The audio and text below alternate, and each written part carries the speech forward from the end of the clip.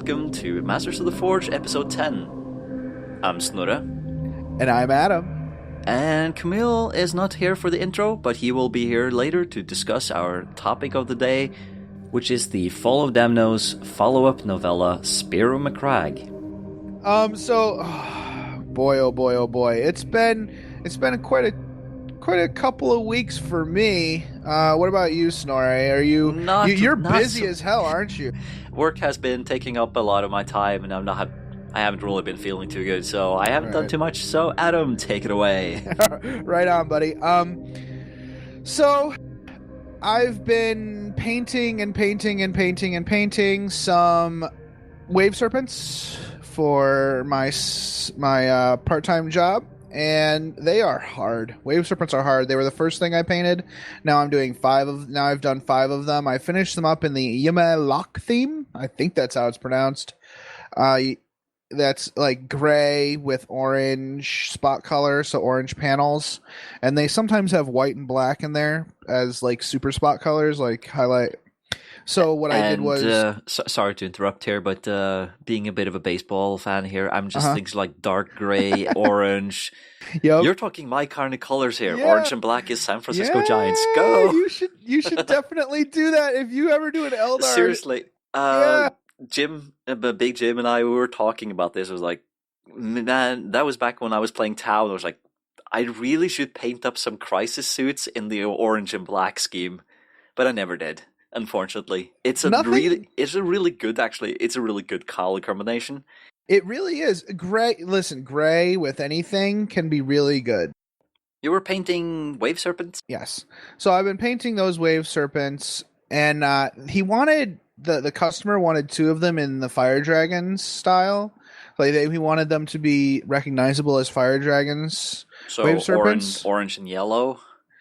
So what I did was I bought some stencils from the model car store and put some flames, and I put those on the wave serpent, and I painted orange flames on the wave serpent instead of doing panels orange. And I did kind of use the airbrush to fade from white to yellow to orange. It was mainly orange, but I did do some nice fade there to make it look fiery. I hope he likes that. Any undercarriage lighting or rims? No, it would have been that would have been really great. I haven't sent them to my buddy Gene yet. He really hates flames on stuff, especially bikes and stuff. So he's gonna love that. I finalized the plans for our upcoming team tournament on August 30th at the store at Grimfoe Games. We got the packet all done. It's basically going to be 1,000 points per player, and each player brings a combined arms detachment. It's going to be a lot of fun, and as we discussed it a little bit in the next episode, there's going to be some narrative elements to it, but it won't really affect the competitive scores. There will be painting and some sportsmanship scores too. So there will be like a best general and a best sportsman and best painted and a best overall is going to be the main trophy. So I'm working on a trophy right now for that, which is always the Golden Sprue Cup, which usually involves some form of horrible, wrecking of a model. So that'll be nice. So you don't just take all the sprue from a gazillion kits and just mold it or like glue it together to form something that looks like a cup and then just spray gold? Yeah, so basically it'll be it's a Space Marine the combat squad with the chaplain that was in a box with a Razorback. So I'll take a bunch of sprue and like create a plinth and put that stuff on it, and also put a plastic cup in there. It'll all be glued together horribly, and then I spray paint it gold. Yeah. That's the Golden Sprue Cup. Oh. pretty great. The model comes from the store. The store has damaged goods sometimes, and they're supposed to give it away or discard it or whatever. So Yeah. that's what we use. We use the damaged goods to create the Golden Sprue Cup pretty much every time we have a tournament. Oh, well, that's actually quite a cool thing because Right? then Yeah. it becomes something unique every single time. Oh yeah. Last time it was a Valkyrie. It was good, and I built it while the guys were playing, and they're like, "What are you building a trophy?" Yep, dude. Oh, it's a Valkyrie. Yeah, it's Valkyrie. Then I go out and spray paint the whole thing gold, and I bring it in like, ah. Yeah. It's pretty great. So I also painted and kit bashed some spaceships for Star Trek Attack Wing, but that's just some little hobby stuff that has nothing to do with 40K.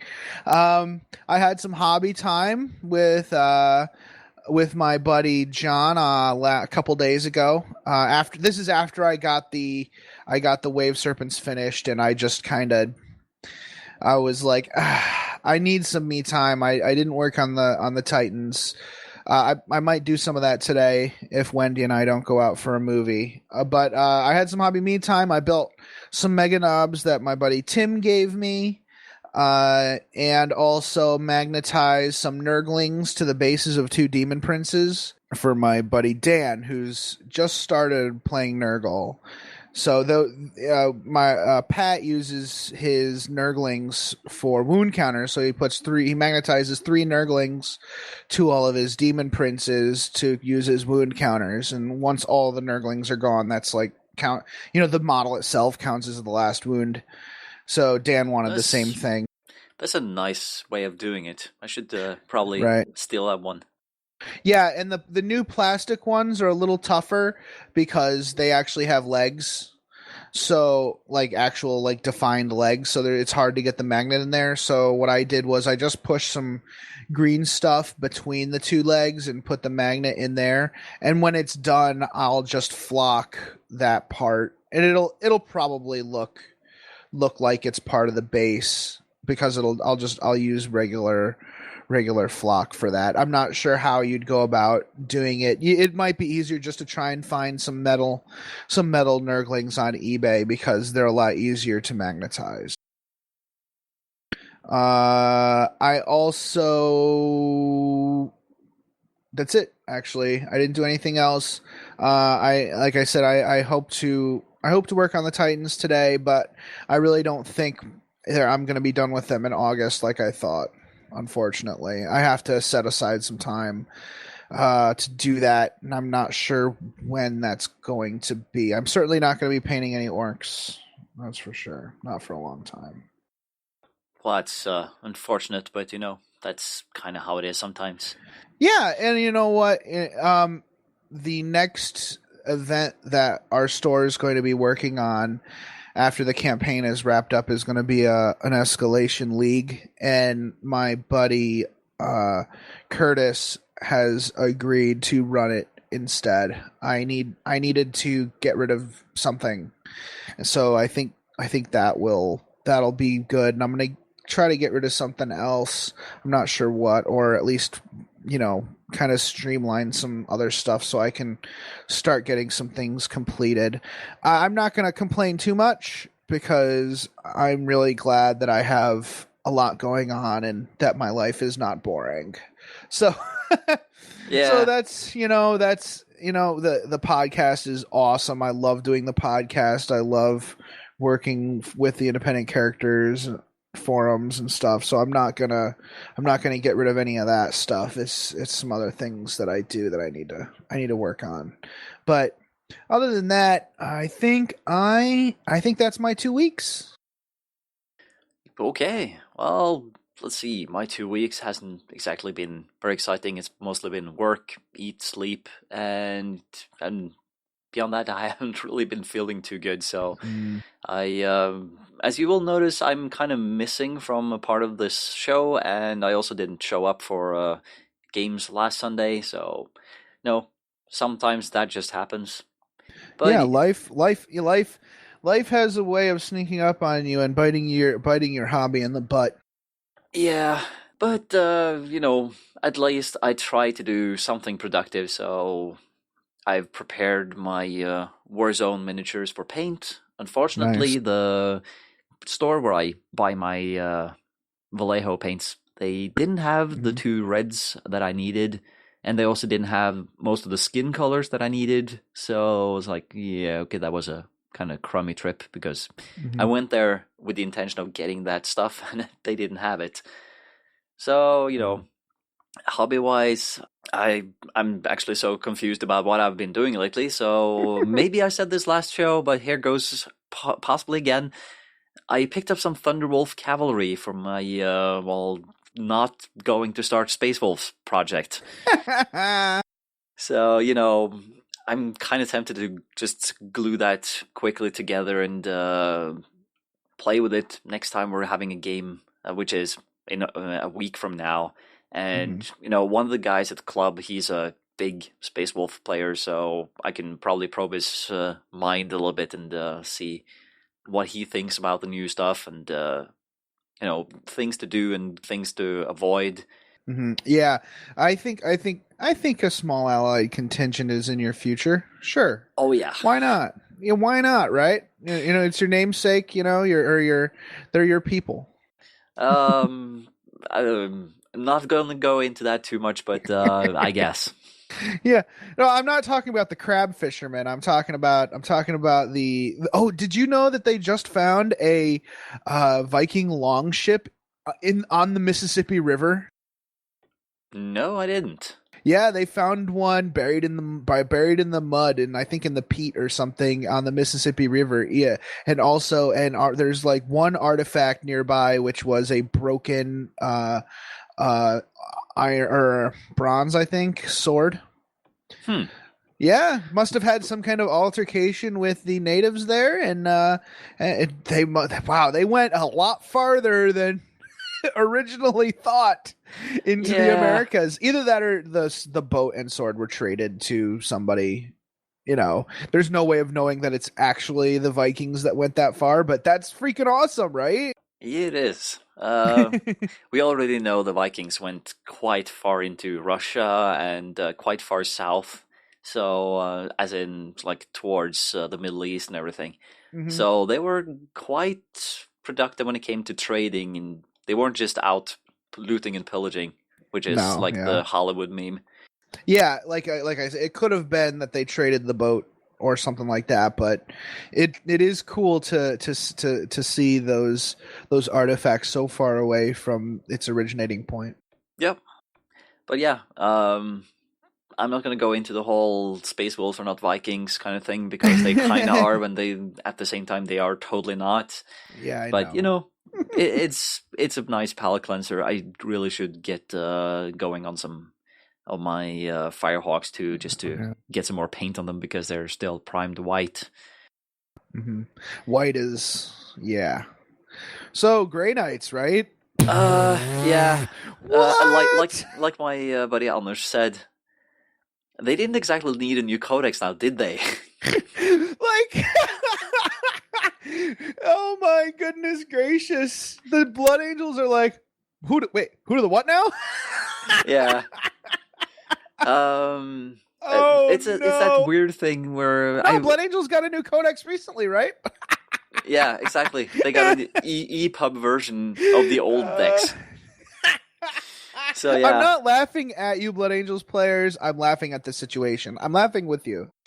yeah. I was What? actually I was actually not thinking about Blood Angels at all when they were talking about new codex. I was actually hoping for either Dark Eldar or Necrons. Hmm. Necrons especially because I have Necrons. Yeah, I But have Necrons too. I just haven't built them yet because again, I haven't completed those knights or those titans yet. So once yeah, I do, you guys are gonna get a video montage of me building 120 Necron warriors. yeah. Good luck. That's gonna take a while. I'm doing it in a weekend. Well, that is time enough as long as you don't get too many people bothering you with role play games and such. Oh yeah, good point. Yeah, I have to find a weekend, right? Yeah. But yeah, so Great no, nights. yeah, Grey Knights. Sorry, I had to laugh about that one more time. That is crazy talk. Yeah. But whatever. I wonder if it's due to the new psychic rules that they felt they needed to put out a new codex for the Grey Knights right away. Did they really? It's like the Grey Knights aren't that different from regular Marines. They have more psychic stuff, but it's not anything that really needs to be tweaked for the psychic phase, is it? Their rhinos are psychers and generate a warp charge. So I don't know. I don't even know if that's going to change. I haven't really been paying attention to the rumors. There's so many rumors that and there's so much coming out that I literally can't keep track of all. I have no idea what the new Space Wolf Codex look like. I just don't. Yeah, I've been trying to read the Space Wolves Codex like thoroughly and see if there's anything cool in there. I'm kind of overwhelmed at the moment. Kind of sucks. Yeah, it's a lot. There's a lot going on, and especially if you have a lot going on in your lives. I think it was Justin from the ICs or Adon. I think it was Adon who's like, remember everybody, on top of everything that we talk about in our hobby progress, there's also the podcast. Yeah.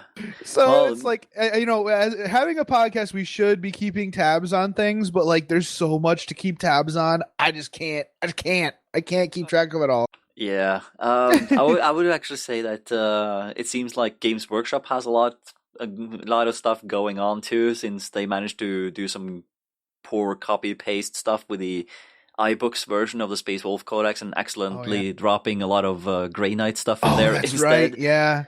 It's not the first time that people over there have screwed up in some weird way, like the editing, the White Dwarf, Gorkanaut, Looted Wagon, and what was the previous one? Oh yeah, the dropping the Orc Codex accidentally, and it seems like there's a lot of stuff going on at the same time, and they don't have time to properly quality control or proof what they are doing. GW, if you're listening to this and you need a copy editor, I may not have an English degree, but hire me. I will work for you. Same here. we could easily help them do this. Unfortunately, actually, we are not one of those rumor podcasts, so we probably wouldn't leak I'm not going to give away. Actually, I would get more pleasure out of knowing while nobody else knows. To be perfectly honest, like I saw the new codex. I'm not telling anybody what it is. Yeah. Nanny nanny boo boo. All right, dude. I think that's it for me. Is that it for you? I don't really have anything else to talk about, so yeah. Steve, segment campaign talk thing happening after these messages. We'll be right back.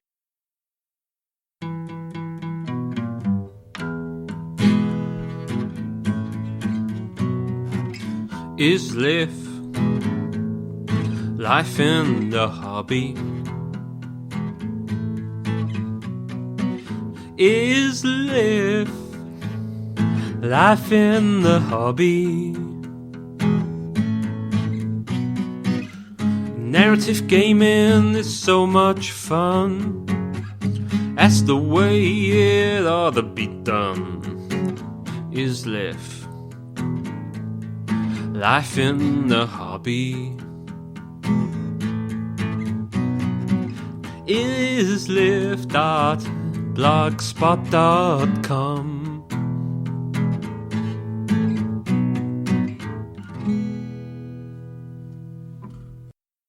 We're going to do campaign talk. Today we have Snorri and Steve with us to discuss our different campaign games and looking forward to the future. Or in my case, lack of campaign stuff.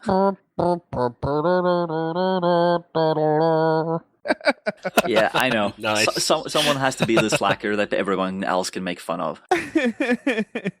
So, I think we should. I'm sure you've been listening to my voice for long enough. So, do you want to start us off, Steve? What have you been working on? Yeah, sure. The kind of we've spoken about the kind of the main Haven event in the Bakeshi sector, which is coming up. But as a kind of side quest, I suppose you could call it, a friend and I, the new Orc Codex dropped. He dusted his orcs off, and we started up a campaign in another region of the Pikeshi sector, on Pikeshi Secundus, and the idea was simply initially to do like a free game campaign, and without wishing to state the obvious too much, a free game campaign has a beginning, a middle, and an end, quite literally, and it's pretty tidy. Nice, yeah. When you guys talk about your 3-game campaigns, I think about how great an idea that is, because it's wonderful to have a sense of completion, a sense, you don't have to say, oh, this is the entire arc or the entire, story, but it could be little pieces of the same story, or it could be its own just story. It works either way, and I think it's a great way to play the game. Yeah, it is pretty beneficial. Adam and I have done a number of free game campaigns between us. But what we've decided, this is your buddy Ad, right? That's right. Yeah, with the Warg Tato, and which is so worth checking out. Dude, that jaunty cap is wonderful. I love it. I know, right? So Warg Tato, that really sounds like a lump of a gargant. It kind of is. It's almost like a gargant's nads. It is. It's quite literally a Mr. Potato Head that's been converted into a Morkanaut, or whichever one it is. Brilliant. You should check out the battle reports on the Overlord's YouTube channel to see the Warg Tato and the Green Tide in action. It is glorious. Indeed, that was a very special type of game where there was so many orcs in one place at one time that when I rolled on my battle cannon from my commander, I got double 6 for the scatter, and I still got 14 orcs under the pie plate. Yes, rock and roll, Steve. It was so funny. That is pretty spectacular. Maximum scatter, and you still hit so many. Oh, it was insane, and but what we've decided to do is we're so enjoying the moment, and the kind of backstory was simply there was an element of part of this planet where the orcs decided was vulnerable, and they kind of went for it. And you know what orcs are like. Once they get there, it's very difficult, hunting them all down and getting rid of them. Mm-hmm. So we've decided to take a break from the free game campaign, and instead not set ourselves any clear target other than keep going until the storyline feels as if either the orcs have been driven off or the planet is beyond help and is abandoned. So it's a little bit different from normal for us. So cool. You're kind of walking into the same kind of storyline that I'm doing with my little corner of the Pikeshi system then. That the 6th sector that I added was abandoned by the Imperium, and Jason is kind of working on trying to retake it along with, for example, my gaming buddy Alnush. We're fighting over territory in that sector, but it's considered lost at the moment. The Imperials hope that they can regain it if they do well. Yeah, that's pretty much. But we're kind of almost kind of coming at it from the chapter before you started, right? In so much as I'm fighting the battles to determine whether it's lost or not. Yeah. So it's pretty cool, and it's a bit time consuming, kind of running the two kind of campaigns parallel with each other. But I think the overall picture is it could really kind of throw the Pikeshi sector into disarray, and to kind of try and back that up, what I'm trying to do is when I pick my forces, I'm trying to take little bits of everything rather than one cohesive force to try and represent that the Imperium's got their kind of eye on too many balls at the moment, and all they can really do is give, like, maybe like a squad of attack marines and some guards. That's all the resources they've got to fight the orcs off, because it's like considered like a secondary priority. So I'm trying to kind of play in character by restricting what I take. What kind of size games do you run? Is it anything from 1,000 points to 3,000, or are you limiting them to maybe below 1,200 points or something? I think the first game was like 500, I want to say, and then we went up to like 1850. I think for the third game. I think the size of the game is probably down to how many orcs Adam's got. I think okay. So I might have to kind of perhaps for some maybe a bit bigger games, like rope in a few more orc players. Maybe make it a bit of a kind of multiplayer day to help Adam out. That'd be pretty cool. Because I was thinking that having multiple smaller games, say 1,000 points and lower, just to represent small skirmishes happening all over the planet or planets.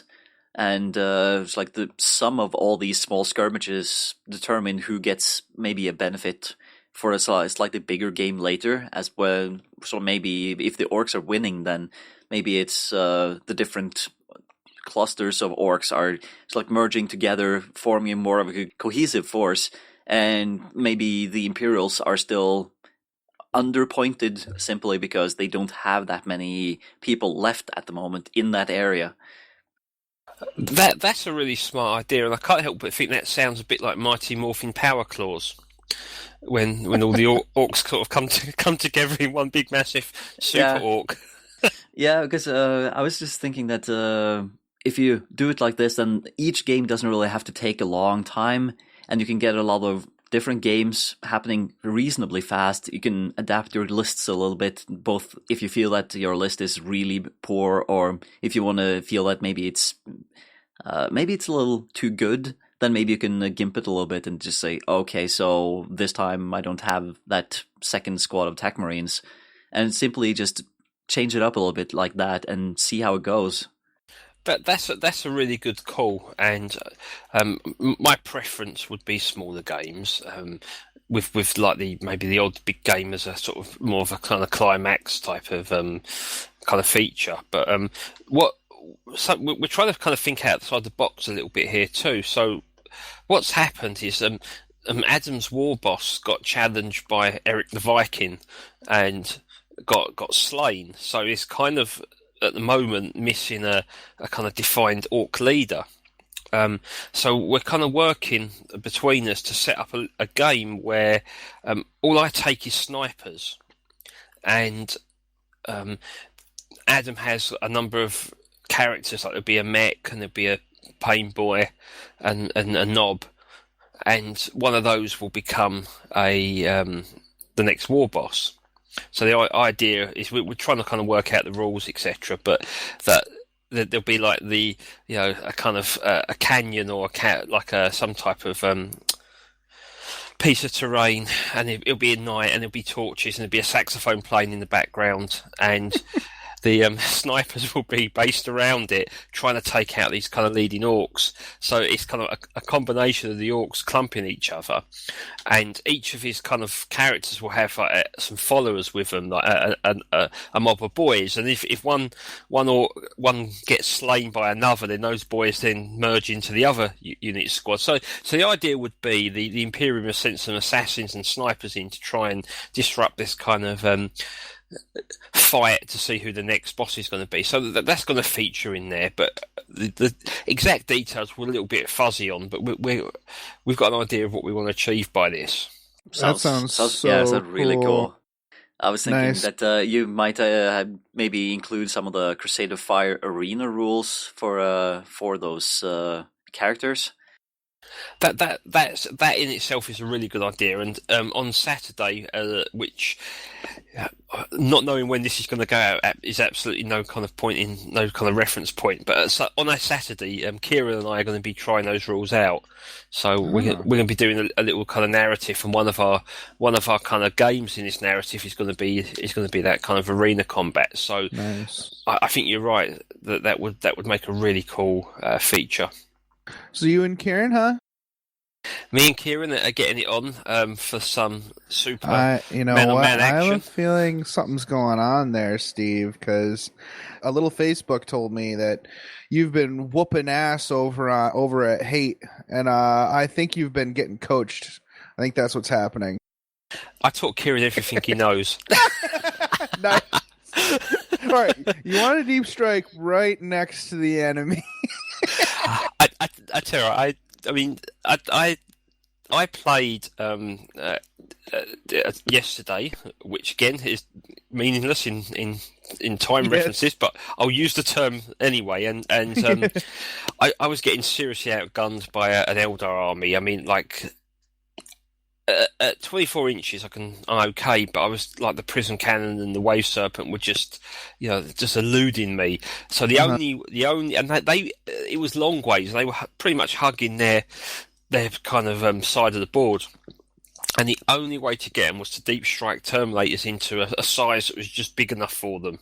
And I don't think my opponent was really expecting that. Yes, that is how you do.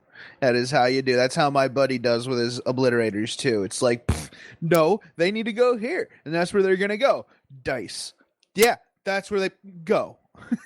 Yeah, exactly. Just ask Alnush, my gaming buddy, how many times I've suicide deep struck crisis suits, for example, straight into where I actually need them. It was like either I hit, or they can scatter 2 inches, 3 inches maybe, or they die.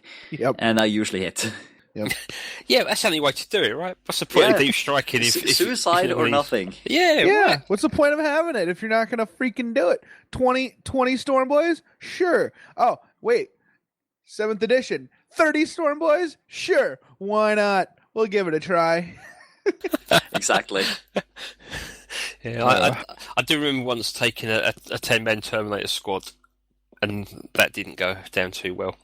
In so much as it mishapped, and I rolled a 1. So that was 1,000 points. It happened. Yeah, exactly. No guts, no galaxy, right? Yeah, exactly. Yeah. Yeah, and of course, it's when you do those glorious deep strikes that gives you those glorious moments that you talk about for months afterwards. Yeah, exactly. Yeah. You got anything else going on, Steve?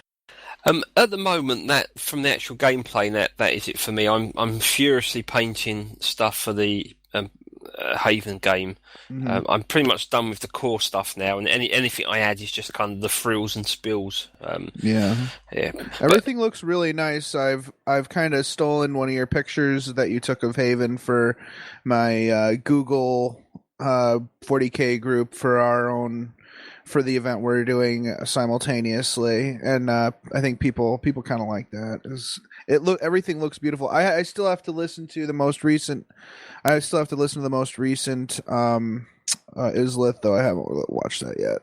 Yeah, that's more about hobby than it is about anything else. But yeah, I'm seriously slacking on my 40k podcasting because I don't know if you guys listen to We're Alive or not, but they've just wrapped up, and I had to go back and listen to like the last sort of 6 or 7 chapters because the kind of finale, I wanted to make sure that it made perfect sense. So I've been mainstreaming that as my podcast listening at the moment. What is that? Tell the listeners what that is, because I don't know what that is either.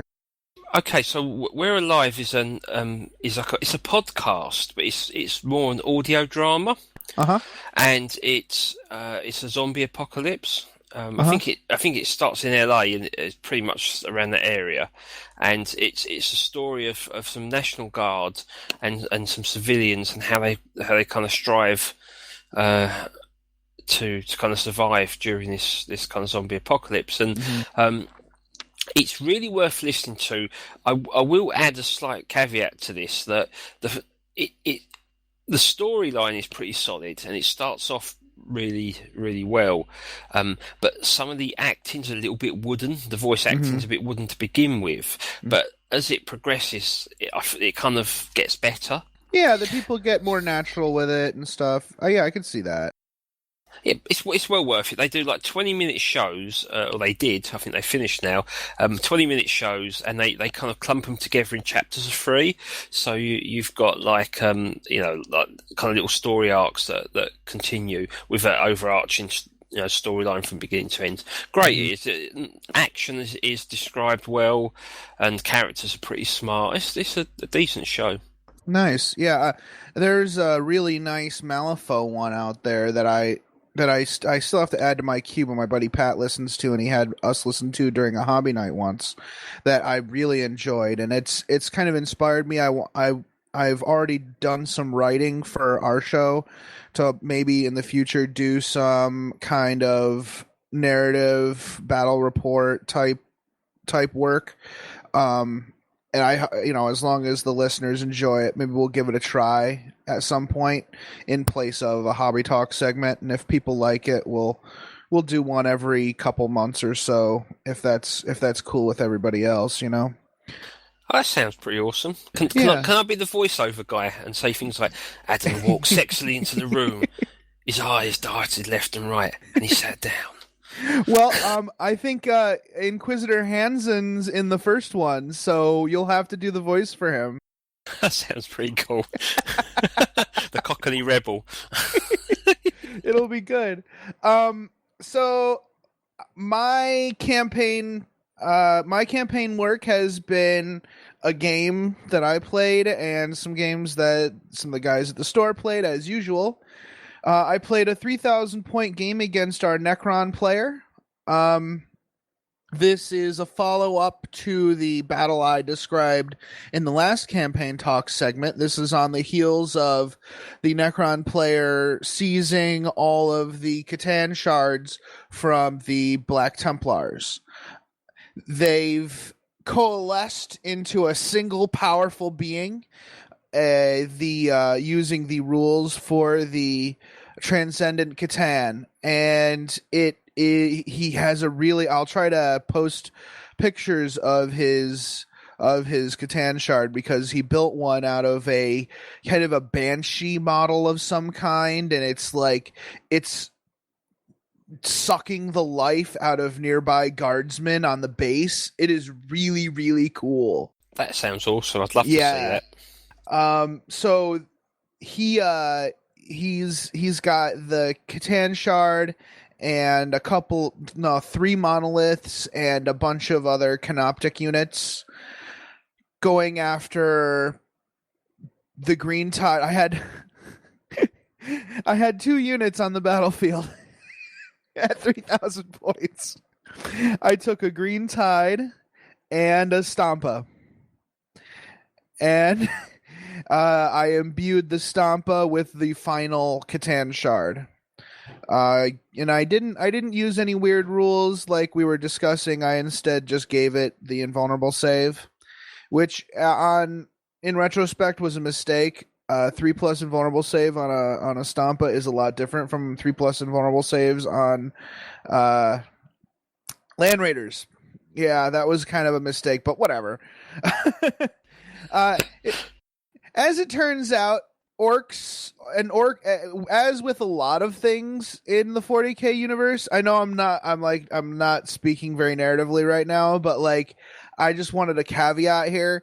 As with a lot of things in the 40K rules, things that scare people are generally scary because they nuke power armor and even Terminators, but orcs don't care. I know, right? AP2 with guards and orcs, bring it on. Oh, you have a D strength giant flamer template thing? What I mean, we have 180 orcs or whatever, What?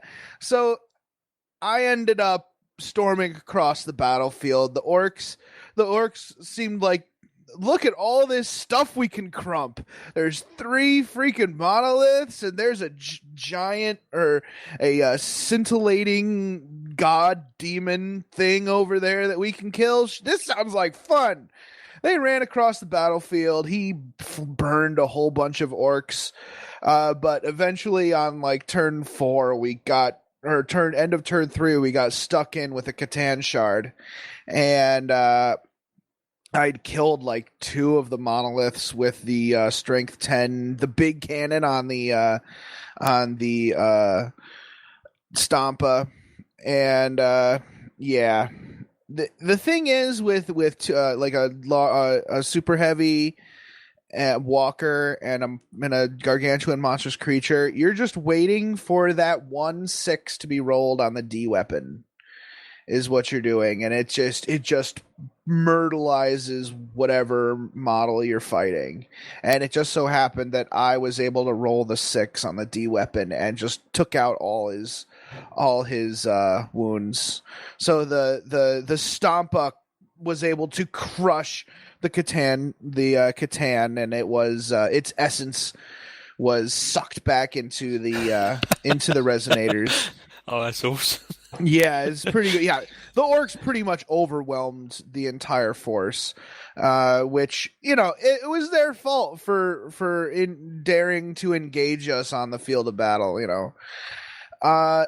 So it turns out that the reason Ahriman was on this planet was simply to awaken the Necrons and throw the Pikeshi sector into further disarray. He took his forces and left, pretty much stranding the Khorne and Nurgle armies that had flocked to his banner in the hopes of adding to taking some of the glory for the battle to themselves. Of course, he never told them why they were there. They thought they were just taking a juicy planet. So they've kind of lost all their resource allocation. They've lost their supply line. The Khorne commander was extremely pissed off about this, and he made for the Imperial spaceport. I set up some games in. I have 2 toy scale Tantive 4 toys, which I set up on end, and I bought some black foam board, which I cut into shapes to look for tarmac, and I set up. Oh, that sounds cool. Yeah, it's just a simple, a way of doing it without going too crazy on the spaceport. I also have some fuel tanks and stuff that I already have done up, so that all worked out. I had some nitrogen tanks leading to the ships, whatever, for the terrain. Jason's Blood Ravens were defending the spaceport against the Khorne host. At the end of the day, the Khorne commanders were able to take over one of the spaceports and get off planet in pursuit of the treacherous Ahriman. So I think that'll be an ongoing thing between those players, which will be cool.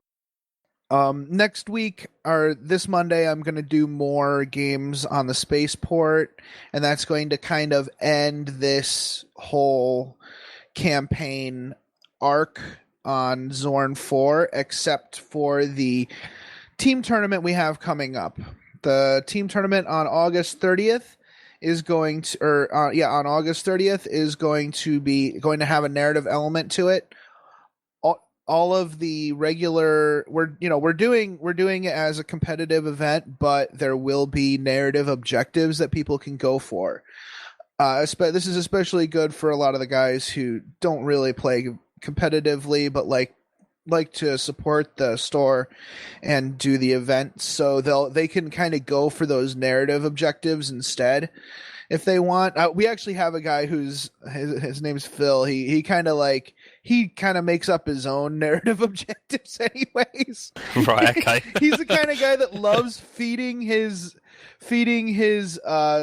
Imperial Guard into just meat grinders all the time. So yeah, the guys should enjoy that. But they don't have any actual effect on the narrative side of things. They'll just affect the final outcome of our campaign. The week after that, we're going to be, as we said before, doing a Pikashi event alongside the Overlords and what Snorri is doing. I've decided that in our store, it's going to be an escalation event.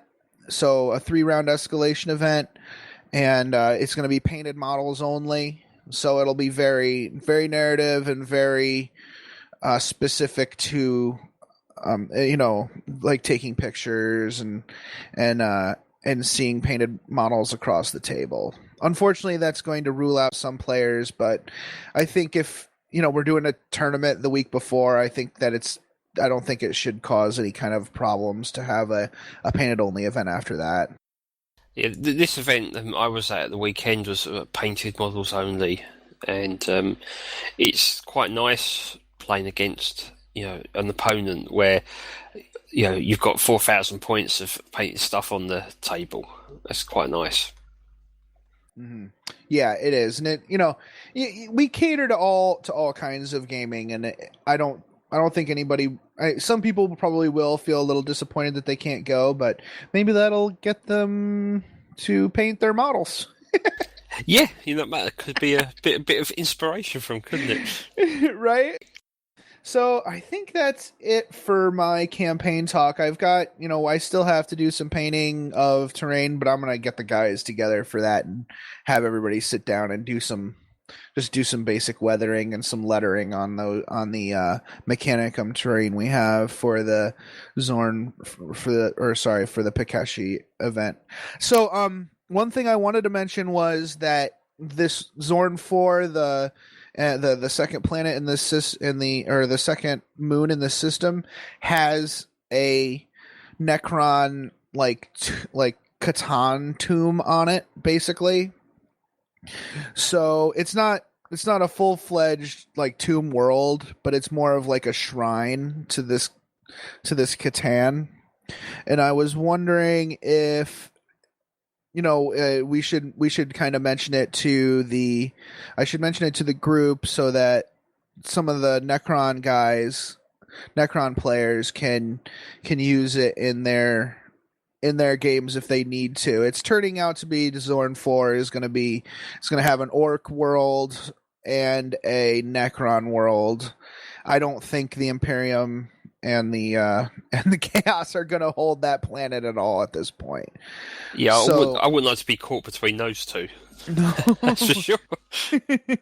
And it'll be great because since it's a lunar system, the two worlds, the innermost one is going to be orbiting faster, and the outermost world with the orcs is going to be orbiting slower. And whenever the innermost world comes swinging around past the orc world, it's going to be like, all right, it's orc season. We better get ready. Right? So that'll be funny. It'll make for good orc versus Necron games as we go through. All right, I think that's it for campaign talk. Do you guys have anything else you want to add? Not really. Good, guys. All right, awesome. It was really good talking to you again, Steve. Thanks for coming on the show. Thank you very much for having me on. All right. Dallas-Fort Worth Nerd Night is a community organization that throws tabletop gaming parties for charity. We believe tabletop gamers are uniquely qualified to build better local communities because of the types of relationships built while gaming. If you'd like to learn more about how you can play games and help people with Dallas-Fort Worth Nerd Night, check out www.dfwnn.org. Thanks. Welcome back to Masters of the Forge with our In the Lore segment on Nick Kime's Spear of Macragge, which is a sequel to Fall of Damnos, which we have talked about in depth before on episode 5, I think. Yeah, episode 5. Yeah, That was a exactly. pretty good episode where it was nice to return to this terrible, terrible place full of ice and more ice and cold and ice and evil robots. It definitely was, and we're going to talk about the plot of the novel during this In the Lore segment, and provide some stuff for your very own tabletop experience in the follow-up. Yeah. But first of all, one question that is sort of a technical one and sort of not. What do you think? Can Spear of Macragge be considered the middle part of a trilogy, like taking into consideration that there is the Damnos Apocalypse supplement that is continuing the story with the return of the Ultramarines in force? I mean, I guess so. I was very confused about this novella. I thought I came into it thinking it was going to be a novel, and I'm like, oh right, okay, I kind of got it, but it would have been nice to have some follow up, some of this stuff, because a lot of the stuff that wraps up kind of early in the book, and I'm like, well, why couldn't you could have just done that in the last book, like the reunion of the two human protagonists and stuff. Oh yeah, let's talk about that after we have talked about the Right. actual plot and how it's unfolding. But I totally agree with you in that it. I It's don't a want to little say superfluous, right?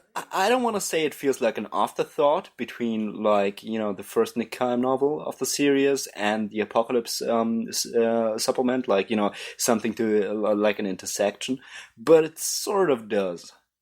Mm-hmm. Okay, so Spear of Macragge starts off where Fall of Damnos actually ended, with the Ultramarines fortifying Kellenport, which is the capital of Damnos was the name of the planet, right? Yeah. Okay. All right. I was just confused there for a moment because there was something about some other planet. Anyway, there has been a great siege at the end of the first novel, and the human defenders like barely came by and managed to beat it back. Yeah, so they managed to destroy all the orbital or all the surface to space artillery. So the Ultramarines were able to land armor and extra troops on planet. Exactly. But now the city of Kellenport is pretty much shot up, and fortifications have to be repaired. And at this point, the capital is actually like the last populated human settlement on that planet. It's that bad. Yeah, like if Kellenport is busted face, every other city and town is completely flattened by not only the Necron, due to the Necrons, but due to the Imperial starship at the beginning of the last book bombarding the planet hopelessly. Yeah, exactly. Now, our first viewpoint character is actually Antara Kronos, whom you know from Codex Space Marines as the legendary Ultramarines tank commander. And I'm sort of glad that we got that payoff, because like throughout the first novel, Fall of Damnos, you hear about Kronos like all the time, like Kronos and his tanks is gonna come in, and Kronos and his tanks is gonna do this, and he's gonna do that, and if only so on. Kronos were here. Did you hear the funny thing Kronos said the other day? Yeah, exactly. There's such Kronos fanboys, but like he never shows up, and for good reason they're fanboys. I think there's some good reasons for that. Yeah, definitely. Just check out our coverage of Fall of Damnos to go deeper into that. But suffice to say that at this point he finally becomes the viewpoint character. And he is deployed with, for a Space Marine chapter, very large force of Space Marine battle tanks, like 24 engines in total. Mm-hmm. Most of them actually battle tanks, like Predators and Whirlwinds, Land Raiders, Whirlwinds. yeah. Yeah, exactly. There's like squadrons of Land Raiders just like chilling. And And that's pretty awesome. So he is obviously eager to press onwards and start a counter-offensive.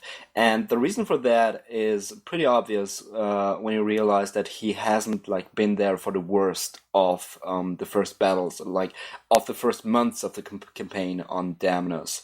So he's so far unaffected by the horrors that the Necrons have visited upon the defenders of Damnos. And he wants to kick some metallic butt. Yeah, he's like that. He's like the star basketball player that spent the first half of the game in the toilet, and he comes walking like, "Ladies, I got this." Yeah, exactly. Now, on the other end of the spectrum, you've got Chief Librarian Tigerius, who is sort of already settled into a mindset of we cannot win this battle from the get-go, while Kronos is eager to find out if there is actually no way to, actually beat the Necrons with the forces they got. Yeah, so, he wants to do a gentle, love tap on the Necrons and try to get a nice victory in, but it's I don't know. Tigerius has been there for a few months. He's got prescience. I would almost kind of just go ahead and but I guess the command structure and the political structure of the Ultramarines is a little weird. If somebody wants to be brave and do brave crap, you can't stop them. Now, I don't think that this is actually a matter of rank, because Tigerius clearly outranks Kronos, who's just like a veteran sergeant, like a sergeant seniores. But interestingly, at this point, with Cato Sicarius being tended to in the infirmary of the battle barge in orbit, the man, or rather the man-machine who is in charge of the Ultramarines forces on the ground, is now Agrippin, the Dreadnought, the Venerable One. Yeah, he's awesome. He's like the senior officer on the surface, and that is interesting in itself because you don't read about that very often, like Dreadnoughts being in charge. But admittedly, he is one of those Dreadnoughts who have their mind together very well compared to other descriptions of Dreadnoughts. So and you wouldn't expect otherwise from Ultramarines. But interestingly, Agrippin has the final call here, with Tigerius pretty much already set on evacuating the planet for good, and Kronos just wanting to give it a shot. So obviously Agrippin cannot discard any of those two voices and decides for sort of both, initiating or rather continuing the evacuation of the civilian population, while he gives Kronos his chance to make a foray against the still retreating Necron forces. Yeah. Now, I don't know if I've given this the adequate gravitas, but Sicarius is still deadly wounded, although he's not I think he's still in a coma. Yeah. And he's not even on site, and that is also a big factor in terms of explaining the morale of the Space Marines who have been there for a few months. They basically saw their living legend, their hero leader fall. Destined to be chapter master someday, etc. Yeah, or so they think. Yeah. Politics. The situation can be described as that the Necrons have been beaten back and are now headless, leaderless, and thus only executing emergency protocols, go there, do not engage enemy. But there's still a whole lot of them, and they are pretty much gathering strength again in the retreat to their waypoints, and are obviously about to be reinforced by further awakening elements of the Necron army. So Kronos' suggestions actually to push against the retreating elements with his armored might, because as he points out, tanks are there to kill infantry, and the Necrons are mostly infantry, and they're not the most clever and flexible infantry, and the terrain is wide open, so that's you just have to in a way agree with his acumen of the situation that we'll can just throw score bullets it downrange and bullets kill things. Yeah, exactly. That this is the perfect battlefield for heavy armor. So this is what he gets to do. Now, in the meantime, while the evacuation is going on, you've got Sergeant Scipio, I guess, another viewpoint character from the previous novel, squad leader of Squad Vorlanos, the Thunderbolts, and he starts off the story aboard the Thunderhawk Gladius, providing reconnaissance and air cover for the armored company, which is rolling out towards Damnos Secundus, which is like north of Damnos, to engage Necron infantry phalanxes.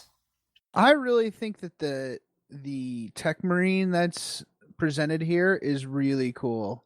Yeah, exactly. That's a Tech Marine aboard the Thunderhawk gunship. Just to explain that. Yeah, it's nice to see a different viewpoint here. Now that we've got some new characters, we can kind of see a different point of view, and here's a chance for Nick Kime to kind of explain why the differences of the Space Marines are, even though there are differences and they do kind of cause social issues between battle brothers, at the end of the day they're still battle brothers fighting for the same cause, and you really get to see that unfold as the story commences.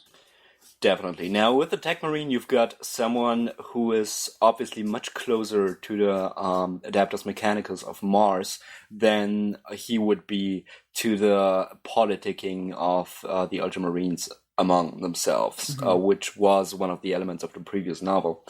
And on the other hand, he's got that fascination for the Necrons as, machines, that is viewed as very unhealthy by his brother Marines. Yeah, it's like CPO almost. He's like, you almost revere these guys. Are you jealous, or he's kind of creeped out by it? Yeah, to which Vanter obviously replies that he's just he's just going to understand know your foe route. Knowing is half the battle, and so on. And that's a fair point. Knowing is half the battle. Wasn't that G.I. Joe? It wasn't 18. You know what? Whatever. I didn't watch a lot of G.I. Joe. I like Transformers. In Transformers you can understand why nobody died until the movie, but in G.I. Joe there should have been all kinds of dead people. Dude, Optimus Prime died for your sins already. Okay, no. But yeah, I never watched G.I. Joe, to be honest. I just know the slogan. So, anyway, Scipio aboard the Thunderhawk Gladius spots an up target for Cronus, a whole Necron phalanx, numbering in the thousands, on foot, without any kind of vehicular support, just in the middle of an open field, marching forward. Yeah, exactly. Marching from A to B. No trap here. They're fine. No. They're fine. Nothing's going to happen. This is one of the prime weaknesses of the Imperium of Mankind, in that they're, so xenophobic that they just don't have a sympathetic fishman who can tell them that this is an obvious trap. Anyway, so Scipio, obviously revenge in mind, guides Cronus in, and from there we jump back to Kellenport. So this is the point where we get into the viewpoint of the humans. So Falca, he's apparently the militia that defended the gap during the battle in the first book have been named the 100. There aren't that many left, but that's what they're called anyways, probably because they can't count. He's holding the watch on the wall with a bunch of other folks who are, in some of them committing suicide or just basically being morose about their situation. I can't imagine why. Implacable foe marching towards them, certain death, yada yada yada. Terror tactics and so on. Falca, one of the main human characters from the last book, the male, he's kind of thinking about Jin, who he thinks is dead, but very quickly in the beginning of this book, he learns that she's alive, and when a page comes to find him because she's asking for him. Yeah, that's basically like a silver lining of hope in a very, very bleak scene where, as you said before, he contemplates how morale is completely breaking down, how they're basically walking dead men, and so on. And then he hears about the fact that his love interest, believed dead, is alive in one of the infirmaries. Yeah. So this is the point where Nick Kime gives us a little glimmer of hope and then snatches it away as fast as he can. Yeah, but Falca goes to see Jin for the first time in I think over a year at this point, and I think so, yeah. Yeah, and suddenly they're attacked. Yeah, but more on that a bit later because you you actually forgot to mention the crowning moment of heartwarming where Falca hears about Jin, but he isn't I like can't willing go to leave see her. his I post. have to stand on the wall. It is my Yeah. duty. What if she dies while I'm on the wall? Oh well, for the Imperium. Or what if the White Walkers attack? Yeah, but then who is it? Julius actually. Eululus, yeah, he comes up behind him and says, "Brother, her little brother, go to her and I'll comfort her." Blah blah blah blah. You're blah. paraphrasing this heavily. I'm paraphrasing a lot. Yeah, That is my ultra smart voice. Yeah, so you could put it to better use. He sends him off, relieves him on the wall, and the great thing is like as Falca's running towards the infirmary, Iliolus actually hears the guy that was standing next to Falca splat against the ground. Yeah, he committed suicide. Yeah, it's just. It's a very depressing scene with a very firm civil lighting because civil lining because at this point he doesn't even know in what kind of condition she is. Mm-hmm. Let's be honest about it. It's just a very, very faint glint of hope. Mm-hmm. Anyway, we've got another viewpoint in a novella which is sort of superfluous, I feel, because once again you have Ankh the architect on the Necron side. But as far as I could tell, he doesn't really contribute anything to the novel itself. Like, he narrates like 3 or 4 parts, which are just about walking around, awakening further Necron troops, and musing about how the humans are. It's like literally just that. Like, in Fall of Damnos, he actually had something to do. He was plotting against the Nightbringer, and he was basically playing a game of scheming among the lords and exerting his influence and so on. And here, he basically just intersects the human parts with some bad guy cheese. Mm-hmm. Or how did you feel about it? No, I don't think he changed much from the first book. I think he's kind of twirling his mustache, marching through his crypts, waving hands magically in front of giant cyclopean doors, and awakening his people. This character exists to add nothing more to the story than to create an antagonist for the Space Marines. Yeah, just giving the Necrons some kind of face, like some kind of viewpoint character. But he doesn't actually contribute anything, as opposed to Fall of Damnos, I feel. Right. Yeah. I think it was kind of important to add some kind of character, and something that happens later hinges on knowing he exists, and we'll talk about that when it happens. All right. So at this point, the novel switches back to Kronos and his 24 battle tanks engaging the Necron phalanx. And I think this is like maybe the most worthwhile part of the novel because I personally cannot recall ever reading about like a concentration of Space Marine fighting vehicles that large being described in battle. Yeah, normally, that was awesome. Yeah, normally it's all about Imperial Guard, tank platoons, and so on. But here you have like over 20 Adeptus Astartes war machines engaging the Necrons, and the strategy is described in quite cool detail, because you've got Scipio's viewpoint from above and Kronos' orders, and you follow the process of how he basically sets up a kill box of outriding vehicles like Razorbacks and Rhinos, and one battle line of fighting vehicles and the artillery in the back luring the enemy in, and the Necrons just seem to swallow the bait and march in and get turned into scrap metal at this point. Right. Yeah, no, it's cool.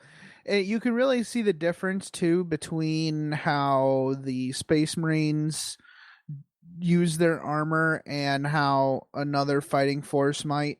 It's almost as if, well, and the machines are kind of designed this way, right? Like every machine has its own job, and every machine has a specific target that it goes after. Like Kronos's tank actually has been mounted with the twin las cannon, and then las cannon sponsons. So he's going after armor. Actually, a couple times he just evaporates Necrons because, sure, why not? Why not waste the charge on Necrons? But it seems like you could almost see a tank company taking on an entire army by itself without infantry support, but only if it's Space Marines. They seem very mobile, using tactics and everything like that. Where for Imperial Guard, it would almost you'd be questioning why they would bring Leman Russ to a knife fight. Yeah, I totally get you. All those fighting vehicles are very specialized and have like a very particular role in the whole picture. And on the other hand, what I had a little hiccup with would be the use of Razorbacks and Rhinos without loading them with infantry, because to be honest, it sort of feels like they're described as outriders, like they're securing the flanks, but I just feel like empty rhinos in a tank company would be something equivalent to cannon fodder, which doesn't make that much sense, because there's no cannon fodder with Space Marines. That's like one of their main selling points, right? Yeah, it seems like kind of strange. I wouldn't use rhinos as I don't think they'd be able to stop a flanking maneuver by the Necrons. I don't think they'd make a very good protection for the flanks either. Exactly. I actually feel like he's lacking land speeders or attack bikes or something like that, which would realistically be more likely to take on that kind of role, or you could have loaded the rhinos with some devastators or something to secure key points on the battlefield, and just provide some infantry support just in case other Necron war machines turn up. But whatever, Kronos is the man, and he at this point he very much is in control of the situation. Yeah. Or at least that's what he's thinking, because the first moment where things go sort of sour is the appearance of Necron air cover, like Necron fighters, Doom Skies, actually, 2 of them. But the Ultramarines have 2 Thunderhawks in the air, and the Doom Skies do not go on to support their infantry against the tanks, but rather head for Kellenport, which is quite clever because they actually drive the Thunderhawks away. And although one of the Doom Skies is actually downed, they still manage to bring down the Gladius, one of the Thunderhawks, where Scipio is aboard, and basically leaving the Ultramarine tanks without air support. Yeah, that's actually a pretty good tactic there. I really, if you don't mind, I'd like to talk a little bit about the Necron fighter pilots. Yeah, please do. I thought that the description of how they make decisions was fascinating. They talk. Nick Kime really gets into the mind of the Necron pilot, and lets you know that they are making decisions as they go, and they are like changing their strategy from moment to moment, but it's not because it's not like a space marine or a regular soldier who says, okay, I'm in this situation and I need to do this. I'm in this situation and I need to react in this way and use my instincts. Instead, everything is a calculation. Even things like at some point when they're raking fire across and they make the decision to attack the infirmary, that's not a decision that comes from some combat doctrine that says inciting fear is a great tactic for, cowing a populace and, eventual victory. Instead, it's all part of this huge like pile of scrap code that they use to wage war with. It has nothing to do with actually knowing how to wage war. It's like all these options in their head, and they pick the one that gives them the best result, or should give them the best result. Yeah, and it's all very abstract to them. It's not, as you said before, it's not like the Necron pilot actually grasps the concept of fear and terror. Yeah. It's more like he's got like those variables in his mind, and just pretty much calculates the most efficient approach to damaging the enemy, like overall, not even hitting his strongest troops or bringing down barricades or whatever, but rather damaging the morale, which is just part of the equation. That's fascinating because it like it reminded me quite a lot of abstract algebra or something like that, where you at that point in high school where you go away from those very solid examples of applied mathematics and just go over to like bland equations. Yeah. Do you mind if I do a quick quote? No, go ahead. Then his cold machine eyes saw the city, and he vectored towards the aspect which possessed the lowest threat ratio in order to increase the chances of mission success. This too was relayed and cogitated through the myriad data stacks. Pilot felt no pity for the beings of flesh within the city walls. Only cold logic raged through his android brain. He processed, adapted, and realigned with the addition of new data. He did not feel in any way. He had no desire for carnage. But that was what Pilot brought with him on scythed wings, carnage and death. Ooh. Ooh. All right. Anyway, so we're back in Kellenport, obviously. And the target of the Doomsky is, of all things, Infirmary 7. So, and this is where Kolpek is currently, where Falka Kolpek is currently looking for Jin, which is quite an extended scene because the infirmary is totally overcrowded and like beyond control and beyond any kind of organization, just with, wounded and comatose and the dying and the people who are actually just waiting for medication, just hanging around all over the place, and it's a mess. And there's no accounting for individual people, so Falka loses quite a lot of time looking for Jin in that mess. And this is when the Doomsky begins to rain terror and death rays at the infirmary. And this has another effect beyond the obvious, like damaging the structure, killing people, and so on. And that would be the fact that people just go insane. Yeah. You have a continuation of the description of the terror tactics effects of the Necrons on the human population.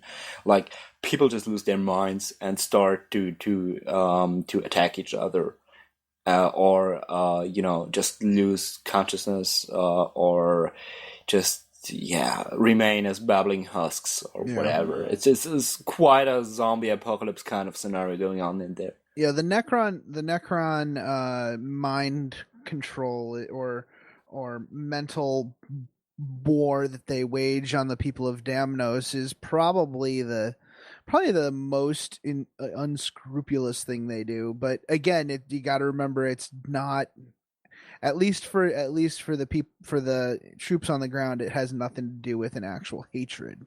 Yeah, it's like nothing personal, bro. Sorry, I just have to give you bad nightmares. It's all good. Yeah, exactly. Now, Falca is different. Falca is like unaffected by the whole thing, and that is because he has like that very, very immediate motivation of love and loyalty, and he finds Jin and protects her, and he's actually has to shoot and like hit people out of the way who are trying to attack them. And Jin at this point is unconscious, and she will not wake up for the whole novel. I'm just going to mention it here and now, because that's one of the more disappointing aspects of this novella to me. It's like, you have those two people you care quite a lot about from the previous novel reunite, and one of them is not even conscious. Oh, I bet they're going to be whooping butt in the Apocalypse book, right? Oh, definitely. So, Ilulis, I think that the viewpoint of Ilulis during this scene is really cool. I was really impressed with... Can I read a quote real quick? Yeah, sure. Go ahead. So, I'd never really known this about Space Marines. Ilulis detected heavy concentrations of epinephrine, norepinephrine, adrenaline secreted by the victims and expressed through the Damnosians' autonomic responses. The heady chemical cocktail merged with the stench of recently spilled blood, exacerbating the terror felt by those inside the infirmary. How cool is that? I didn't know they could do that. Yeah, Space Marines can do all matters of Dude, things. Space Marines... I wouldn't want to lie to a Space Marine. I wouldn't want to, express any kind of emotion. Well, it doesn't even matter. The Space Marine's going to know. They're so... Wow, that's cool. Anyway, the point of the scene is ultimately that I'm actually pronouncing him Julius. The pseudo-Latin pronunciation of, Julius. Okay. But I'm only mentioning this so that people don't get confused. It's spelled I-U-L, yeah. Julius. Julius, whatever. Anyway, right. The Space Marine goes in and saves the day with his squad because he manages to, get a clear firing solution on the Doomscott and bring it down. Yeah. And people pretty much return to apathy as soon as the terror of the air raid is over. Right. And then towards the end of the scene, Falca actually bursts into tears, just cradles Jin and rocks her back and forth. So and it's at that point that Ilulis is he kind of starts questioning whether the humans are up to the task. And I think the fact that he saw the one human that he had respect for completely break down, he's starting to question whether anybody's going to get out of this thing alive. Yeah, he definitely does, and it's quite late for that, in a way, because the Ark Guard and the militia are just in a desolate state of morale, and you see how Falca is able to summon up a lot of motivation, as long as the whole danger, as long as they're actively endangered, but as soon as the battle is over for the moment, and they're back to basically fortifying their positions and waiting, he just breaks down. And this is a very prominent difference between the Space Marines in the novel and the human characters, because with the Space Marines you have that especially with those who have been on Damnos for a while, you have that pessimism about the whole situation, but they're absolutely unflinching in their duty. Like their duty is their equivalent of what's the driving force for for Falca, as in love. Like Space Marines just replaced that with a superhuman sense of duty, beyond all doubt, and to each other, not just to the Emperor. Exactly, and it does not tire, not even in waiting or whether in battle or in peace. It just I just can't describe it in any other way than superhuman. There's a good scene where Nick Kime discusses how Ilias what Ilias thinks of Falca and Jin's relationship. He kind of relates it to his relationship with his battle brothers, but something a little bit different. And he's trying to wrap his mind around it. It's almost like he just doesn't understand a romantic relationship at all. And how should he? I mean, yeah. Depending on what he did before his recruitment, he might have a very a very basic understanding of human romanticism, but it's pretty much to be assumed that he's been like a warrior only for all of his life, right, even before he got turned into a space marine. And even if he wasn't, he doesn't remember anything that happened before. Yeah, you're right on. So anyway, we switch back to the crash site of the Gladius, where Vanter, the tech marine, is working on getting the Thunderhawk airborne again, while CPU, ever enthusiastic, Jesus, this guy, seriously, just decides to make the best of the situation. Well, I think he's trying to help. He's trying to get word to the base and to Cronus that there's going to be a problem. Of course, it's way too late. Again, wait, that ship has sailed, buddy. That ship has sailed. But yeah, they go tromping into the hills like, a cave. At this point, when he orders the scouting mission, he doesn't know about the scarabs yet. No, he doesn't know about the scarabs, but let's be honest. If the dude says he can get the ship fixed in an hour, just wait an hour. Just wait an hour. You'll be fine. Yeah, but, I think it's actually sort of a characterization that harks back to what we just said about the humans and the thing with waiting for the action to happen and having like nothing to do that distracts them from the sheer terror of the situation. I think that's something similar is happening to CPU. Although he just processes it in an entirely different way by just being unable to sit still for an hour, which is really not long, as you mentioned before, and just wait it out, and instead, go scouting. And in the end, he does get something out of it, but it's really not the best call he could have made. Yeah. So they go into a tunnel and they find these almost biomechanical vents where there's heat registering out of it, but they are beset upon by teeny tiny little scarabs ejecting from the vents. One of them gets all over one of the battle brothers, and that battle brother turns on the others and starts firing. Yeah, these those are obviously mind shackle scarabs. Yes, exactly. And the effect lasts for a long time, and what's cool is, it is revealed that the Overlord, it is the architect who what's his name, Ankh, the architect, he's actually like controlling them from his deep lair, which is cool. It's a neat little peering into Necron technology that we don't normally get. Also, it like serves to give him something to do at least. Yeah, but, and that there is some kind of mind behind some of the stuff that's happening. And the other problem is they also notice some tank tracks. Done. Exactly. Done. And we switch back to the battle between Cronus and, well, unfortunately, there was a trap, and the what are they called?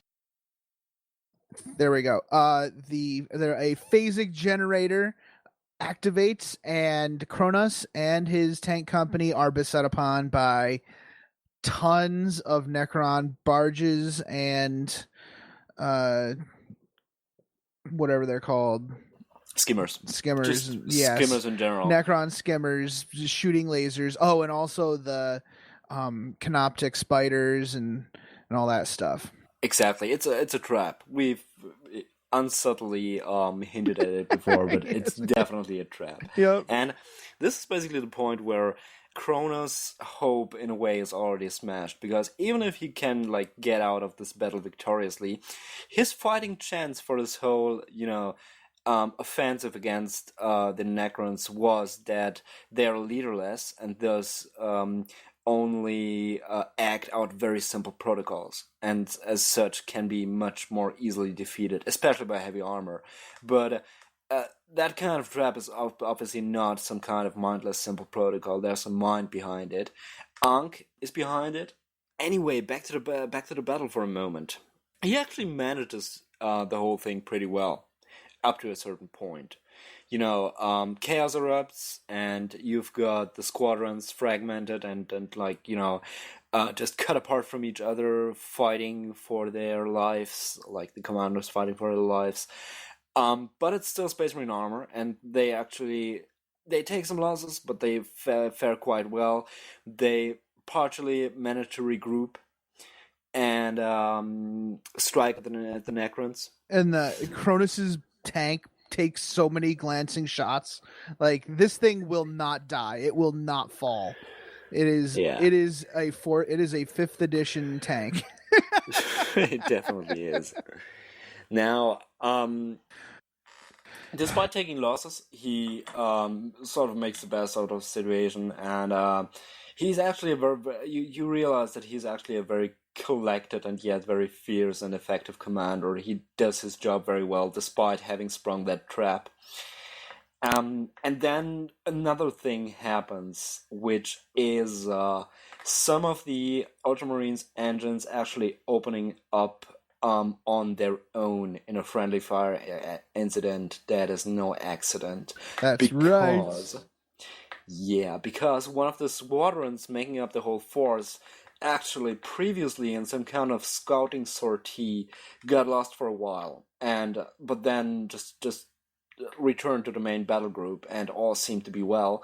But as you might have guessed by now, with the old deal with the tank tracks and the caverns, they actually came past the point where they were infected, so to speak, by those mind shackle scarabs. Yep. Back at the cave, Scipio and his team are fighting off the scarabs, and they You just made him sound like C-3PO. C-3PO and his team. Oh my dear! There are scarabs here. Everybody shoot them! Oh, I hate space travel. R2. The Tech Marine pays off, and actually, well, they come out of the cave and don't see the Thunderhawk. Scipio curses the Tech Marine, we couldn't trust that guy, whatever. But they are eventually saved by the Tech Marine. There's one point where Bracchus, this weird space marine with a sense of humor, and the Tech Marine are sitting by the Thunderhawk. And Bracchus says, and they also get attacked by scarabs, and Bracchus is shooting, and the Tech Marine is nowhere to be seen. He's like, that jerk. And the Tech Marine comes up and shoots all the scarabs with fire. And it's awesome. He flames them away. Yes, he does. And Bracchus says, I thought you'd abandon me, he said, sheathing his combat blade so he could pick up his bolter again and rearm. Because I am part machine? Asked Vantor, coming over to inspect what was left of the constructs. Yes. I will always be more son of Ultramar than of Mars, Brachus. I'm beginning to appreciate that. So he's awesome. Is sort of ironic, because back in the caverns and out there in the tank battle, it is not like the machine parts of the Ultramarines' armor or whatever that are turned by the Necrons. It's actually their minds being shackled to the will of Ankh. Mm-hmm. So that's sort of ironic that it's actually the flesh that is much more vulnerable than the machine. The Iron Hands would approve. Yes, but it just shows two parts, in these two little vignettes where the Tech Marine saves Brachius, and then the Tech Marine does return with the Thunderhawk to pick up CPO and his team. That even though he is a little bit estranged from the Ultramarines, the Tech Marines have, or the Ultramarines have reason to give them the full honor of a real true battle brother. Definitely. Now, long story short, CPO and like the remainder of the squad, after blowing up those Scarab vans with grenades, manage to get out of the caverns and are actually picked up by the Thunderhawk again, which is at this point already airborne, but does another pass and picks them up, as far as I remember. Mm-hmm. And actually manages to box Kronos about the thing with the tracks and the thing with the mind shackle scarabs. And this is like pitch perfect timing, because this is the moment where Kronos is actually absolutely not sure what is happening with parts of his armored force opening up on each other. And this convinces him to act fast and just direct his artillery to fire on the compromised machines. As much as it hurts, it's got to be done. Mm-hmm. So, at this point, he manages to pull the whole thing together. Like after he had to kill 3 of his own engines, form up and actually destroy and beat back the Necrons. Yeah, it's unfortunate, but there was no. What's really unfortunate is when they destroy one of the tanks and it starts on fire, the architect releases the mind of the Ultramarine just in time for him to burn to death. That's so terrible. That's just cruel. Yeah. But Ankh is not bound to any kind of mind waver of battlefield tactics calculation. You can safely say that Ankh is that kind of cruel jerk. Yeah. And you can also say, well, his tank's broken. Oh well, and he lets go. Not even like thinking, but yeah, he is. Well, he does, and again, he's been calculating and kind of scheming against the other Necrons, But at what point is that true, emotion or is it just calculation? Pure calculation. It's hard to tell with the commander types. It definitely is, but I think it's safe to say that he clearly has something you would call a developed mind on his own and a character above all. He does. Whereas, for example, Pilot, the literal pilot of the Doom Sky, clearly does not. Agreed. Yeah. Okay. So at this point, Kronos lost 7 of his engines, 7 of 24. But this is actually not the reason why he orders full retreat. I think the main reason why he orders full retreat is the fact that he just got proof that the Necrons aren't even close to as weakened as he believed they would be. They're not only following any kind of basic protocol and marching around just waiting to be picked off. No, there is a mind controlling them, and it is very much able to do complex strategy. And faced with that kind of overwhelming odds and somebody to effectively lead them against them would have made a further foray into Damnos second as a suicide mission. And so he decides to pull his remaining armor back to Calmport. Yep. There's that also, and the fact that another entire contingent of Necrons teleported on in the area, but just on the horizon. Exactly. So this is sort of the point where we get the proof that the Necrons are forming up for another attack on Calmport, and under the current circumstances, it's not going to be another siege because the defenders just aren't strong enough to even basically repel them. So it's definitely going to be a massacre. It's just up to the human defenders to dictate the rules of how it's going to play out, and that's what they're going to do. But Right. anyway, yeah, but the tank company did buy time for Kellenport to fortify some of its defenses and get. we're gonna get to the point a bit later because that's a wholly different operation basically. But at this point they definitely made a dent. But I wonder why there is no description of any effort to destroy the phasic generator. There's a whole thing about that, and it's like we need to do that. I think there's more talking about how they have to do it and less actual description of what happens, which is interesting. And I guess Nick Kime belabored the battle with the tanks. But the mission with destroying the teleporter was just it was a mission that just worked and they got out. It was like it's almost like that he wanted to say, yeah, but sometimes the mission just goes right. Yeah, but I'm not talking about that. I'm talking about the one right underneath them when he orders retreat after beating the Necron probably just force. Because the tanks are all scattered and it would have been just they would have lost way too many Necrons to mishaps. It probably was a calculated decision not to destroy half the force with teleport mishaps. I guess that was my assumption. Oh no, I'm not talking about that at all. I'm talking about at this point, Kronos has won the field. And the field is an ice plane with a phasic generator underneath. So why doesn't he, I don't know, throw a few melter bombs, melt the ice, and destroy the generator? I don't know. I think it might have been the giant horde of Necrons bearing down on them. I don't know. I think it would have taken like more 5 than minutes. Okay. I don't know. It depends on how deep it is, I guess. I concede my point. I'm sure that Kronos has a much better situational, overview than I have, being a non-military, non-inhabitant of the 41st millennium, non-superhuman.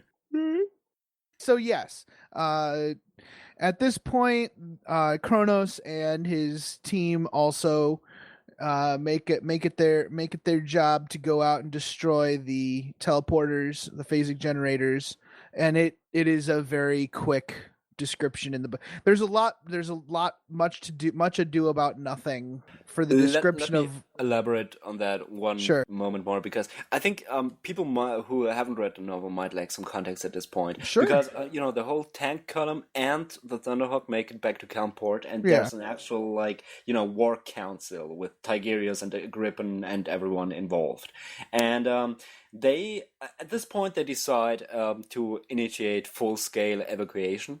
But they're just too aware that they will have to delay the Necrons as much as they can. And they spot 3 Necron phasic generators, which would be able to reinforce the Necron forces by the hours, and decide that those have to go. So what you have at this point is a quite elaborate description of strategy, as you mentioned before, how they're gonna form 3 dedicated strike teams of Thunderhawks transporting in Rhinos and Razorbacks, and just accompanied by 1 Land Raider each, and there's gonna be Devastators aboard, and they're gonna touch ground, and they have to punch through Necron defenses and destroy those generators because they can't be targeted from orbit because they have shields and they have got up close and personal, and that's gonna be epic. And then they just Nick Kime pretty much says, and then they did just and then that, they did exactly what they said they were gonna do. Yeah, exactly. But it barely made a dent. And as a reader at this point, you feel like, yeah, okay, this is a novella. This is what happens with a novella. I have a novel, and let's make it a novella.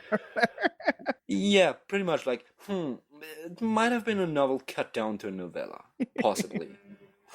But anyway, this is what happens. So, a few days later, the actual Necron attack on Kellenport begins, and at that point, the evacuation evacuation effort has been going on for a few days, and they've got like thousands of souls out, but they still have to defend the city in order to enable the last ships to start in a sort of rebel base on Hoth scenario. And that's pretty much how it goes. To make it very blunt, you've got the human defenders, like the militia, the Ark Guard, the militia including Falco Kolpak, of course, and all the Space Marine viewpoint characters, like converging and doing battle with the Necrons. And first of all, you've got them on the walls, and you've got breaches in the walls fortified by tanks. You've got Agrippa in the center. They face the Necrons. They fight the Necrons. It's all very heroic. Yeah, it's They like get a street bombarded. to street battle, which is cool. Yeah. And that they're trying to, this whole time they're trying to get civilians off the planet, like one transport at a time, and unfortunately the Necrons have gotten their anti-air and anti-starcraft, some of their batteries up and running, so there's just like this giant field of destroyed ships littering the ground, unfortunately, near the spaceport. I mean, a lot of them are getting through. I guess the Thunderhawk that was used by CPO in the earlier in the book does like 10 sorties or something like that, actually getting people up, and Which is very impressive. Yeah, it's pretty good. They're like, we don't care, we'll get people off. But yeah, the walking firefight. But I think the coolest thing was Agrippa, right? Once again, I mean, Agrippa is like a dreadnought who, after the climatic battle between Sicarius and I think it was the Undying? Mm-hmm. Yeah, in the last novel, in Fall of Damnos, like when the Undying felt Sicarius, he just walked in, grabbed the Necron Overlord with his power fist, with his dreadnought power fist, and just smashed him. Yeah, there's this big epic battle between those two, and then Sicarius falls, and Agrippa just goes crush. Agrippa, first company venerable dreadnought Agrippa is so cool. She's just anticlimactic in some situations. But in this case, he's just like, he's fighting dudes. He is killing. He's got a pile of Necrons all around him. Even at one point where he's all immobilized and he can't move his legs, he's spinning his torso around, smacking Necrons, shooting them with his multi-melta, getting all messed up. It is rad, and he knows he's gonna die. He tells the Battle Brothers, "Listen, you go. I'm gonna hold this pass." And by pass, I mean this like road. You're totally thinking about 300, aren't you? Dude, he is 300, right? Yeah, he's definitely dude. This dreadnought is Sparta, right? He is Sparta. Is Sparta. He's more than madness. But he doesn't do paleo, so it's weird. So I don't know. He doesn't do. You're ridiculous. Anyways, yeah. Here's a weird thing though. When he's destroyed finally at the end of the book, there's like the nuclear. He goes up like a nuclear bomb. I'm like, well, okay, hold on. What kind of reactor does this guy have in him anyways? I actually went back. Did I miss something? Did they put a bomb in the dreadnought? Does he have a bomb in him? I'm looking and I don't see it. I actually don't think so, because that would be quite a disrespectful thing to do to a century-old warrior of the dangerous. Ultramarines. What happens if it just malfunctions and he's in a spaceship? I don't know, but it would explain a lot if he originally was something like a Warhound Titan and they just rewrote him to a dreadnought. Right? I'm like, what are you doing? And I couldn't understand it. It has the same feel as like I know I'm going off the reservation a little bit here, but there's a in Warhammer, or not Warhammer, in BattleTech, like a lot of the time you'll have these the battle mechs exploding because their fusion engines go, and it's like, no, that's not gonna.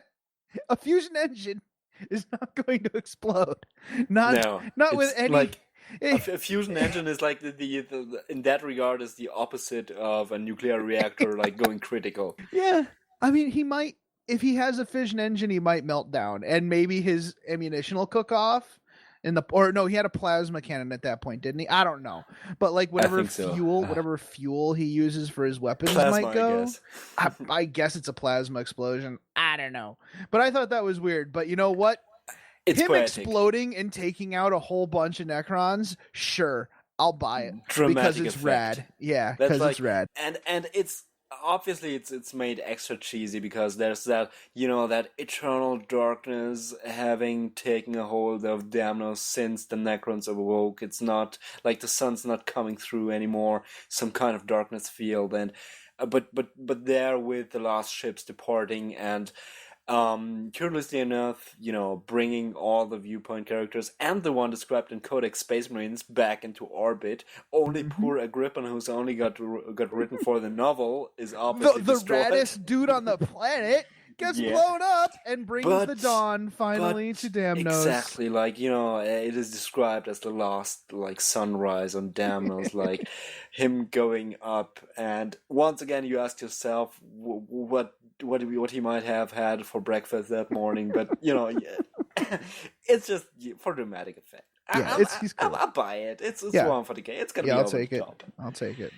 Yeah. Anyway, Jin, by the way, made it back too. Like she was among the first to be evacuated after they set on a full evacuation, and so there's gonna be she's gonna reunite with Valka Kolpak. Yeah, who's on the last Thunderhawk that just won't die, and it's great. It's just Valka Kolpak sitting in a Thunderhawk with a bunch of Space Marines. He's like, "What's up, guys?" Which is really cool, actually. Yeah, it definitely is. Now, so that concludes the so-called Damnos incident, and pretty much bridges the gap between the fall of Damnos and the Apocalypse supplement, which is all about, you know, Marnia's Kalgar, for leading back the Ultramarines to Damnos in force to pretty much take revenge on the Necrons, because honestly, at this point, I don't think it's about, like, you know, salvaging the planet anymore. Yeah, there's nothing to salvage. Because it's all in ruins, and I gotta admit that I've not actually read the Damnos supplement so neither far. have I. I haven't but read it, so. We may pick up on that one in another episode. Just no promises here at this point. Yeah, I don't think that would be a full. That would be like a little mini. Maybe when the new Necron Codex comes out next week or whatever. It doesn't, but yeah, it's you know, next Codex is kind of heartless silver metal clad beings. But anyway, that will be the Damnos incident, and it will live in infamy. Yes. Next up is the On Your Tabletop for Spear of Macragge. Stick with us. Hey guys, are you looking for a good hobby blog? Are you in need of a tutorial? Maybe you just want some inspiration to help you get started. Well, look no further than a 40K hobbyist. Drew is a 40K hobby veteran with more than a decade of GW hobby experience under his belt. Follow one man's journey through the hobby as he dabbles in new experiences such as Forge World Titans, building terrain tables, starting new Space Marine chapters, and much, much more. Stop in for modeling tips, tutorials, bits theory, discussions, and just to see some darn cool models. If you have any questions, you can always email him, leave a comment on his blog, or reach him through Facebook. He's willing to do whatever he can to help expand the hobby and make you the best painter you can be. So stop in and check out the 40K Hobbyist at 40khobbyist.blogspot.com. That's 40khobbyist.blogspot.com, or find him on Facebook. Thanks for listening and have fun painting. Now we are delving into our On the Tabletop segment for Spear of Macragge. So we went a little different with this one. We just have some alternate rules to help you create the ambiance of that world and of the battles therein. Did you just say ambiance? Ambiance. The ambiance, yes. It starts off with some battlefield-specific mysterious objectives. I've been thinking about this for a long time, and I think the system would really invoke a lot more of your themed terrain and your themed battles, if there was some kind of very specific mysterious objectives that were involved. A lot of people use mysterious objectives. The mysterious terrain didn't really kick off very much, but I think mainly the Skyfire Nexus really helped people kind of want those mysterious objectives, which is kind of funny. But and they add flavor without adding too much crazy random like death type stuff. Even the random death option is kind of mild compared to some of the orky stuff that's out there. So people have embraced them. So I figured it would be cool to do two new Battlefield specific mysterious objective tables. One of them being for an ice world or a region of a world that's covered in Arctic terrain, and another set of mysterious objectives for Necron-held territory. Or, in the case of Damnos, I guess you would grab a D12 and do both. Exactly. Nicely done. So, the ice world, number 1 is geothermal vent. This objective is important for the war effort, though can sometimes sputter with a scalding hot mud and steam. Roll a die at the beginning of every player turn. On a 1 or a 6, the geothermal vent produces a fog bank placed by the controlling player within 3 inches of the objective. On a 1, before the fog bank is placed, models within D6 inches take strength 3 AP3 hits as if from an exploding vehicle. So that represents the mud puffing out, but also some steam also puffing out. Exactly. I think you described the rules for fog banks in the supplement to Fog Damnos, didn't you? The fog bank rules were introduced in the Fall of Damnos supplement, but thanks to feedback from some listeners and from playtesting, we've made some small adjustments to those rules, which we'll describe later. Because of this, the fog bank rules are still available in the episode 5 on your tabletop, but they have been updated to version 1.1, and the rules are also available in this supplement as well for your reference if you're going to be using it. So next is the climatic inhibitor. You roll a 2. The climatic inhibitor unit holding this objective are immune to whatever special rules are in play to simulate the cold environment. So if you're running some special rules for the Arctic environment, the unit holding that objective will be unaffected by those rules. Otherwise, it's just like a regular 2, which is nothing of note. Camille, you want to take the rest of them? Sure. Result of 3 amounts to an ancient relic, which means that the buried objective is worth an additional victory point.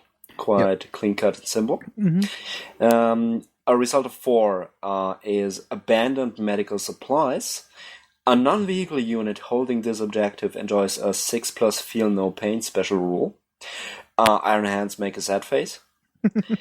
A result of 5, on the other hand, means abandoned spare parts. A vehicle unit holding this objective enjoys the it will not die special rule. Sad face for Iron Hands again. So the 3 through 5, I think I'm going to be using for some of the other kind of remote location. You really hate Iron Hands, objectives. Don't you? Yeah, you know what? We should get everything that they get. Right? All right. And finally, a result of 6 means that the buried battlefield-specific mysterious objective is a graph wave generator as described in the big basic rulebook. Which I think is kind of makes sense for if you're trying to uncover ice-covered objectives, that there might be they probably have that kind of equipment on hand, so that's one of the objectives for that. Agreed.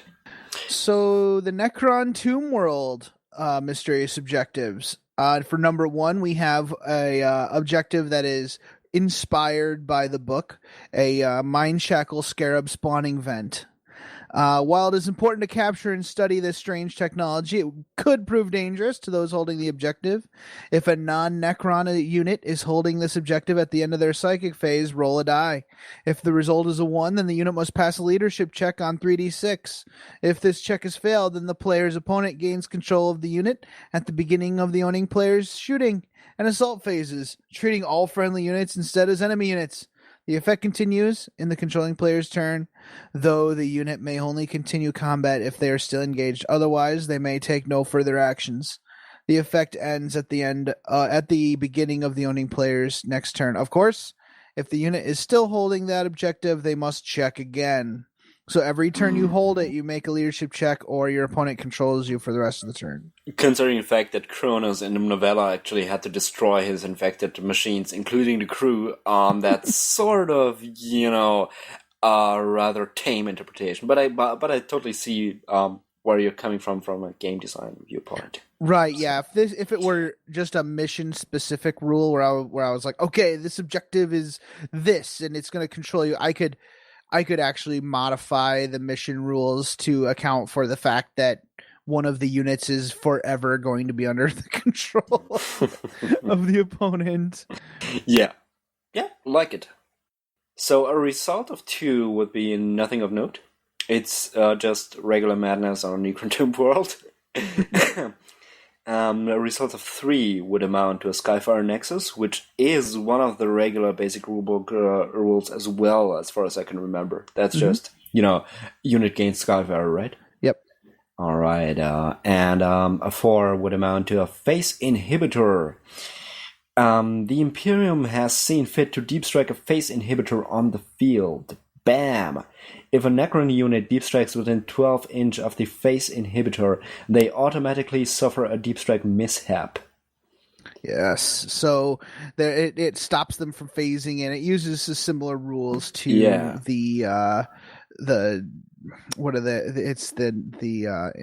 Grey Knight, the old Grey Knight psychic power. I can't recall. Let's just call it the Cron block. Yep, Cron block. The next one is a Dark Node. That's a 5 on the chart. Darkness permeates the ground near the objective. The unit holding the objective gain the Shrouded special rule. The maddening blackness, however, creeps into the minds of those nearby. A non-Necron unit holding the objective suffers -2 to their leadership until they are no longer holding it. 6 is the Reanimation Node. A unit holding this objective has a +1 to their reanimation protocols. Straight and simple, because it's their turf. Yep. So I hope you guys try those out. They're a lot of fun, and it adds a little bit of dimension to your games. Next, we have terrain features. The first terrain feature we've already focused on in the Fall of Damnos. It is the Fog Bank. Now, some stuff has changed with the Fog Bank. If you recall, it's basically 4 kind of clear tokens that roam around the board and scatter about, giving Shrouded and Stealth. Now, we have made some changes, and I will go over those now. Instead of starting low and going high, I kind of described it a different way. If a model is obscured by 3 fog banks, they can only get hit by ranged attacks with snapshots. So I made that kind of similar to invisibility, because I like to use rules that exist already kind of as a way to but use them in different ways. So since that exists now, I kind of use that instead of just completely obscuring. Good point. Models which are partially obscured by just 2 fog banks instead have Shrouded, and models which are partially obscured by only 1 instead have Stealth. And they don't need 25% to receive the bonus. Instead of scattering each fog bank individually, that was laborious as hell. Instead, just roll 1 scatter die, and they all scatter in that direction. And it sort of makes sense because, the wind doesn't... I mean, you could argue that that's just like wind hoses just all over the place, but why bother? Yeah, and I think, and Camille, I mean, that's really it, right? It's not only a really good change as far as time is concerned and actual logistics are concerned, but it's also a great narrative change as well. So it's kind of a no-brainer, right? It is, yeah. Good suggestion, whoever made it. Yeah.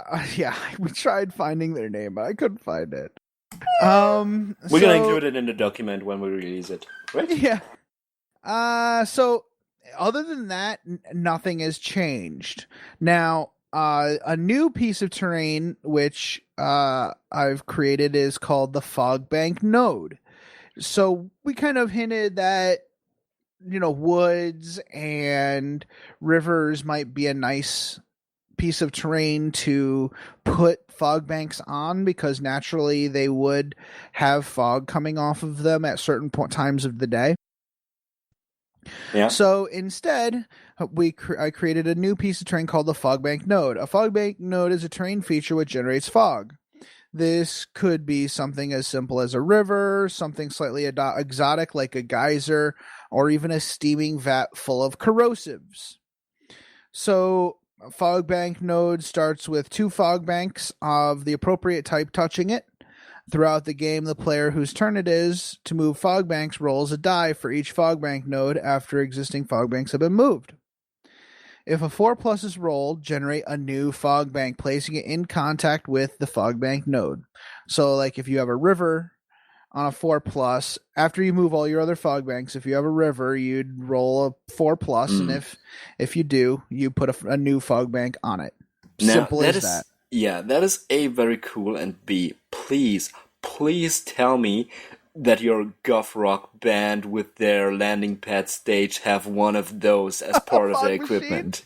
That sounds awesome. Yeah, like again, like I was saying, like we were talking about in Fall of Damnos, I kind of want to start doing equipment and war gear that uses this. So like gas grenades and smoke grenades and stuff like that, I think would be really cool to add to our repertoire here. Yeah, we're like halfway back to 2nd edition madness anyway, so why not that too?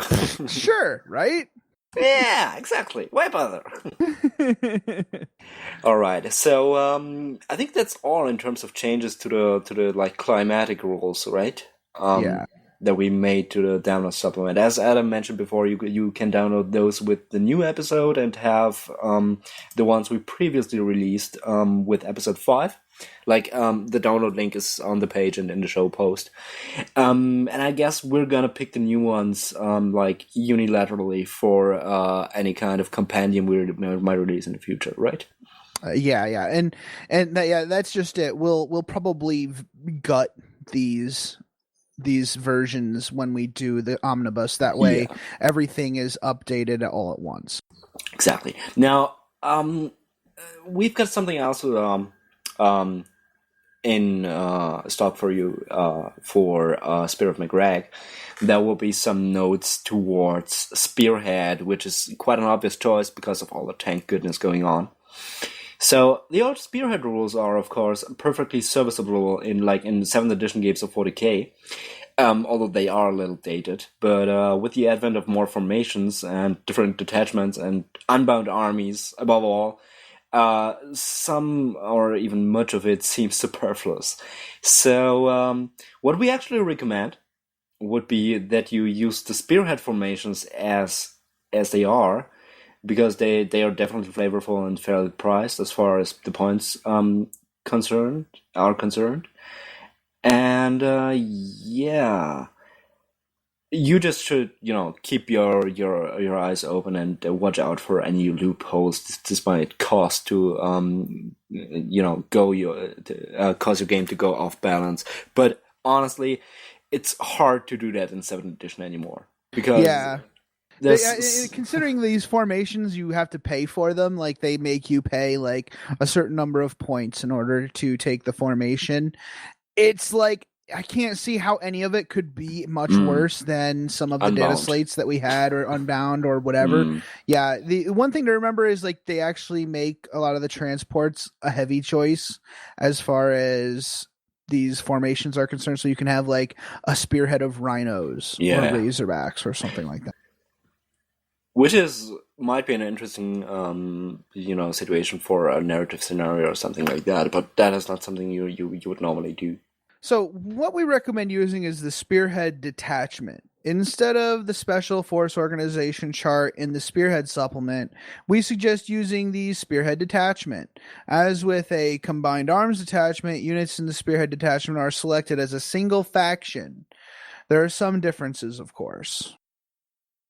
So, the Spearhead Detachment includes Spearhead Squadrons. A Spearhead Squadron is any vehicle unit which can and has been taken as a unit of more than one model.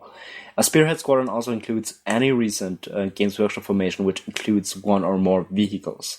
Of course, that kind of formation also counts as a Spearhead Squadron. That would be compulsory, one heavy, elite, or fast unit, and one Spearhead Squadron. And optional would be one HQ, one troop, one elite, one fast, and one heavy choice, as well as 4 additional Spearhead Squadrons and one Lord of War, or one Spearhead Squadron containing at least one super heavy vehicle, obviously. No further restrictions. Right. So it's basically a bunch of tanks with maybe a scattering of troops or just vehicles that can be taken as, troops or elites. The important thing about the elites and the heavies is you add maybe another dreadnought or something like that. The command benefits for taking this detachment are as follows. Objective secured. All non-immobilized tanks and walkers in this detachment enjoy the objective secured special rule. Fair enough. Iron Warlord, a venerable machine of great honor and martial skill, has taken command of this detachment. Any walker or tank may be chosen as your warlord. Especially a Gripen. Yes. They receive a single strategic warlord trait.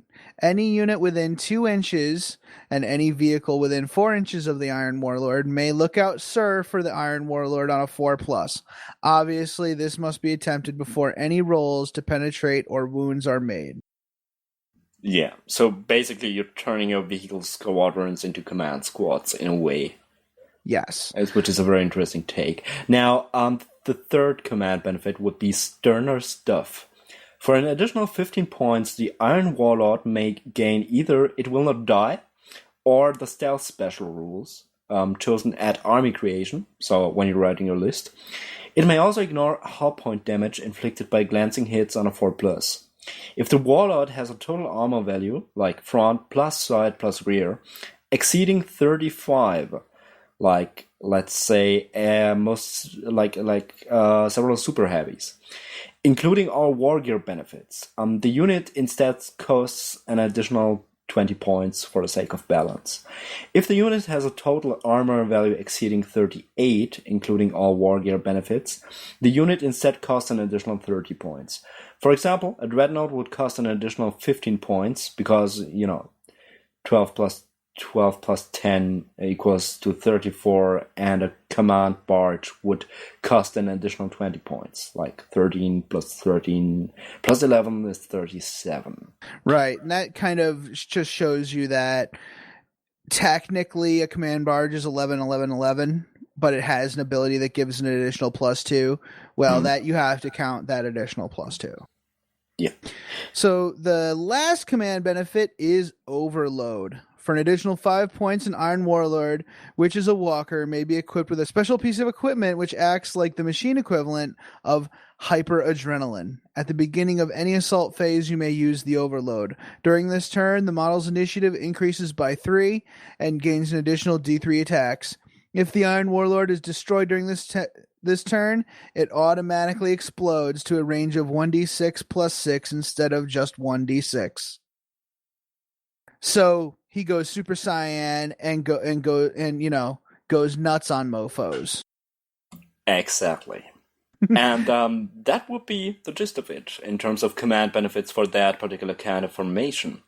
Yeah. And we hope that this gave you a bit of a different perspective on tank squadrons in the context of the awesome portrayal of Antara Kronos tank company in Spear of Macragge, which is actually the name of the tank company. Yeah. So and it's like it also hopefully invokes that awesome tank commander or dreadnought commander in your army as kind of setting the mood for the list that you're building. And I think this kind of brings that to life. The abilities you get aren't that super powerful, so that's why I kind of justify the objective secured in there. But at any rate, that is Spear of Macragge. I think I see Snorri coming out of the fog. I think so too. I think he's gonna be back for the outro. Snorri, we miss you. We'll be right. Anyway, by the way, whenever you're actually fielding Antero Kronos, I guess you totally should do a Patton impression, like Aldrad, you bastard! I read your book. We'll be right back. Hey, Masters of the Forge listeners. Do you want to start a Warhammer 40,000 club in your area? Or are you looking to expand your gaming group? Do you want the people you attract to that group to be good quality individuals? Do you want to advertise your YouTube channel? Do you want to attract more subscribers to your hobby blog or online community? Then what better way than to advertise on the Masters of the Forge podcast? All we ask of you is that you email us at mastersoftheforge@gmail.com or message us on Facebook with the full text of your advertisement, including the region in which you live and any contact information people can use to get a hold of you. We will have one of our many tech servitors read your advertisement on the air. We promise not to make fun of you. Though we can't always predict the actions of our servitors. You really can't find good help these days. No, you can't. And that pretty much concludes another episode of Masters of the Forge. Please like us on Facebook if you haven't already, and give us some reviews on iTunes. Many stars, much happy, and if you give us some feedback on what you like and don't like, then maybe we can improve the show a little bit. And tune in 2 weeks' time when we should be discussing the Dark Eldar and the Eldar and how they don't hate each other. So until next time, play the game the way you want to. This podcast is protected by the Creative Commons Attribution, No Derivatives, Non-Commercial International License. More information about this license and contact information if you have any requests can be found at our blog, mastersoftheforge.com. The music used in this podcast was made by Podod of the duo Sublevel 3. The track is used with his permission.